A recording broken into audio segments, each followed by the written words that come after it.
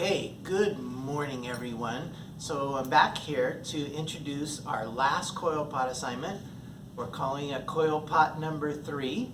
So in this last coil pot assignment, we are going to do a variety of different things with our coils. But before I get started on that, I just wanted to show you the finished result of my coil pot number 2. I've left it out in the open. It's gotten bone dry, so at this point it would be ready to go into the kiln to be fired. If you remember, coil pot number 2 was where we basically were putting horizontal coils and vertical coils. And I kept it fairly simple, not a large pot, but basically 2 rows of vertical coils. I put the little dot patterns where we lay the coils down sideways, and then obviously some horizontal coils in between to separate them, and then also to lock them in so that it gives them strength. So this one's all finished. We're just setting it there until we have enough to fill the kiln to where we can have a fire.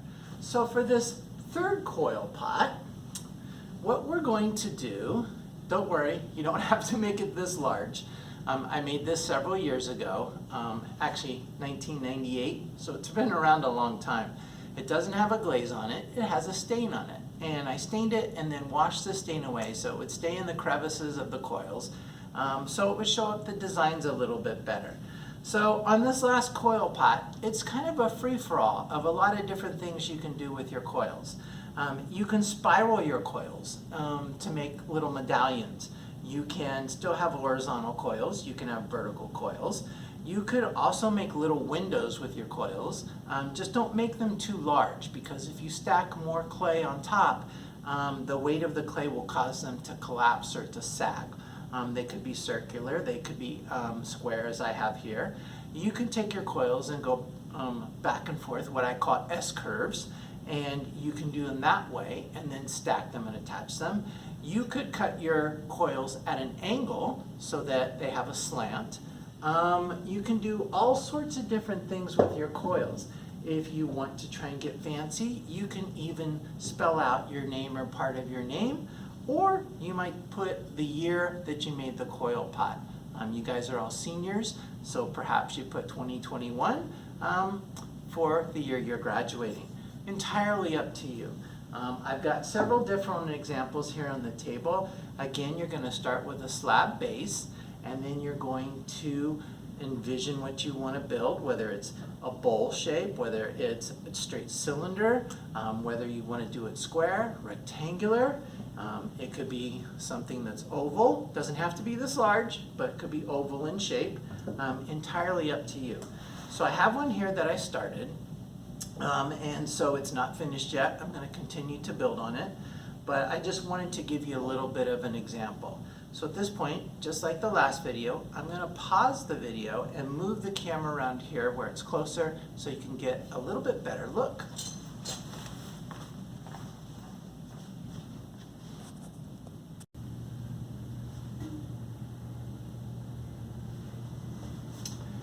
All right, so here we are again with my over-the-shoulder view.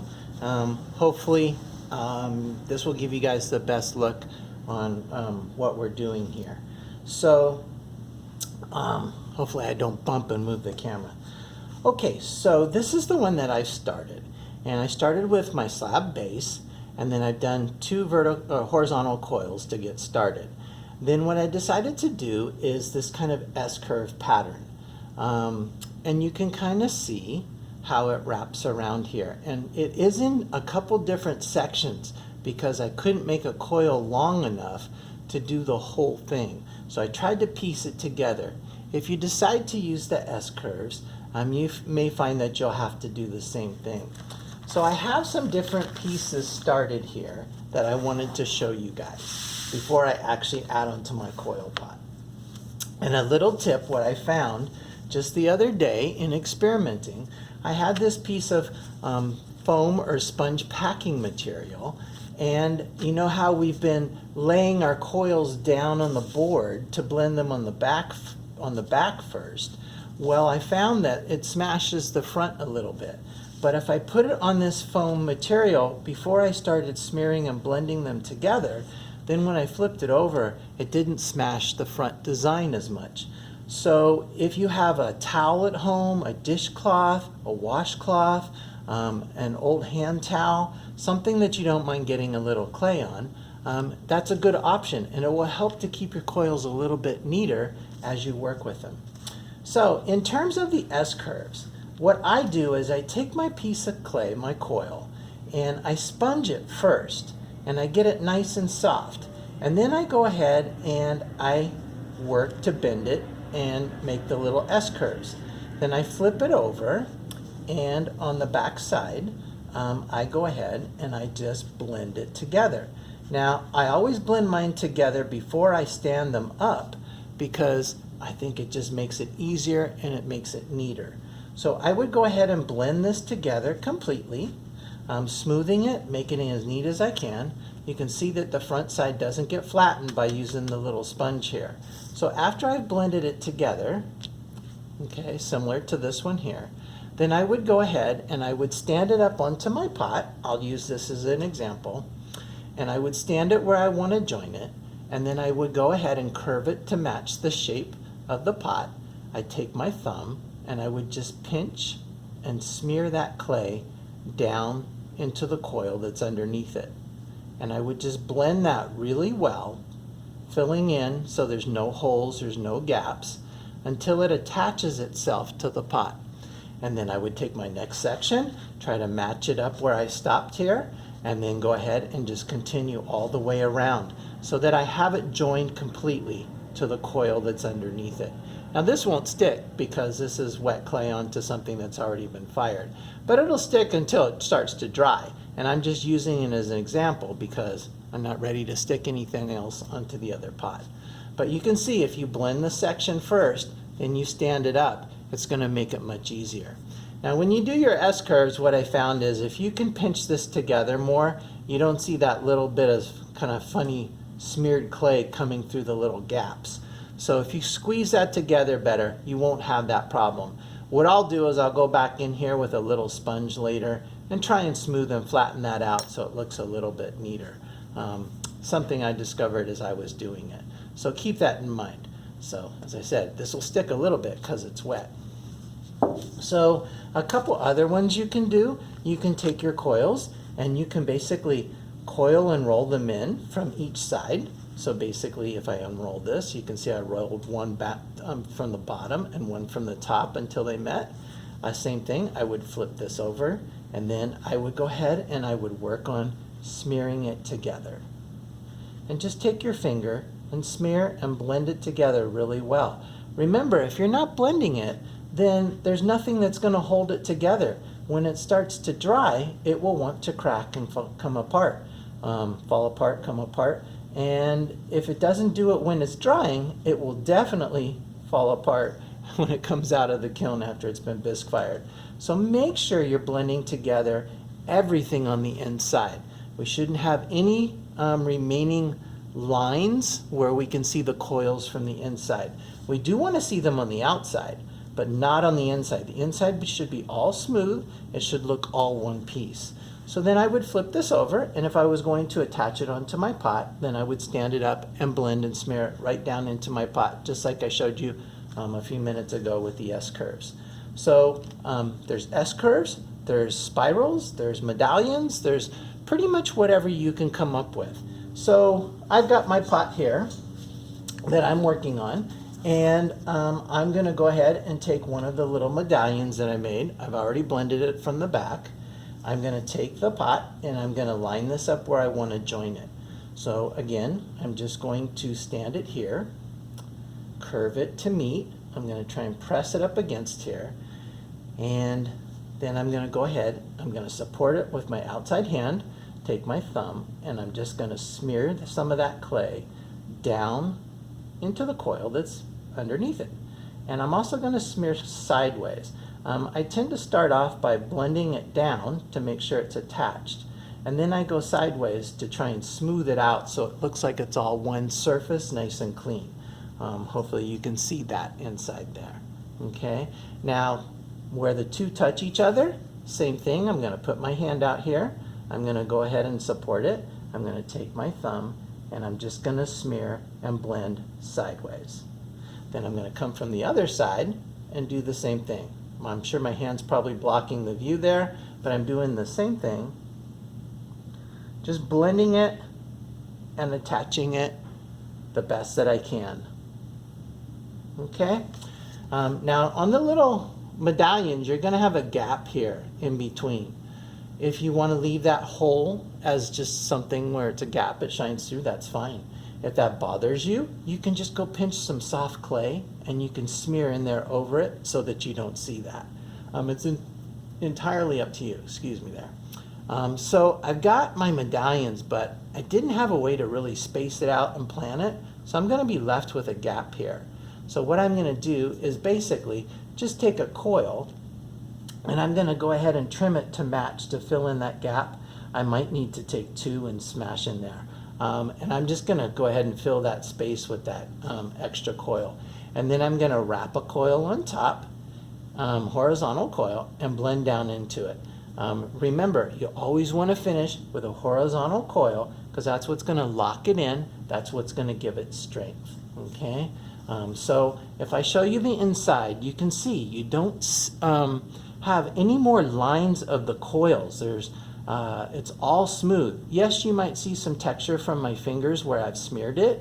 You might even see kind of little waviness or ridge to this inside where you've blended the clay. I will try and go back with a sponge later and clean that up.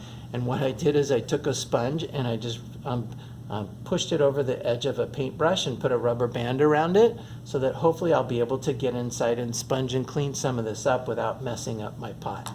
But I will go back and do that when I get to more of a finished point. But again, no lines remaining of the coils inside. It should be smooth. That's what's holding it together, the blending of the clay, the smearing of the clay. I say that over and over because there were a few students that turned in coil pots where nothing was blended inside. So as soon as you go to pick it up, everything's going to fall apart, especially when it starts to dry. So make sure you're blending everything together well. So on this last coil pot assignment, I would like you to incorporate 3 different types of coils, and that's your choice. It could still be horizontal, it could be vertical, it could be the little dots, it could be S-curves, it could be little spirals. It is entirely up to you what you want to do on your last coil pot, but I want to see at least 3 different types of designs in it, okay? So again, lots of different variations that you can see. Horizontal, vertical, medallions, vertical, little windows, S-curves on an angle. Whatever you can imagine making with your coils, spelling out your name, maybe making letters or numbers for the school year. You can make PLHS if you want for the high school. But I wanted to have at least 3 different designs, 3 different ways of using the coils in this last assignment. And again, it doesn't have to be extremely large. It could be simple, like what I've got here, or like the one we just finished, but at least 3 different types of coiling. All right? I hope that makes sense. I hope it gives you a really good view, a good idea. Obviously, I'm not done with this one yet. I'm going to add more to it. I'm going to continue working with it. And again, as I said, I will finish it off with a horizontal coil because that's going to cap it off. It's going to lock everything together to make it its strongest. Remember, try to keep your coils as neat, as clean as you can. Try not to smash them. Try not to flatten them. The more rounded, the nicer your coils look, then the nicer you can keep them, the nicer your coil pot's going to turn out in the end. And then just once again, I know I keep making comments of this, but if you take a sponge, squeeze all the water out, when you finish, go back and just lightly sponge over the coils in the direction the coil's going, okay? If it's circular, just kind of follow the direction of the coil. If it's an S-curve, do that. If it's horizontal, go sideways, but just lightly sponge. Don't get it real wet, don't get it real slimy. Lightly sponge and just smooth and clean everything up. It's going to make your coil pot look that much nicer when you finish with it. If you find that you lose any of the coil design, Sometimes what you can do is take the tip of a pencil and lightly draw it back in and then lightly sponge over it, and that way you still have that line there. If you don't have a pencil, sometimes you can use an old gift card, your school ID, use the edge of it and do the same thing. You can just put it there and kind of roll it or just drag it lightly, and that will go ahead and help put that line in there. If it gets smeared and you lose some of that line. It's harder to do on ones that are curving, but on the ones that are horizontal or vertical, you can do that. And that helps to give it a little bit nicer look if you happen to smear or smudge or mess up some of it. Okay, so let me know if you have any questions in class, but that will be our third and last coil pot assignment. And when we finish this off, I'll come back and show you a short little video as I introduce the next assignment, where we'll be moving into slab construction. See you on the next video.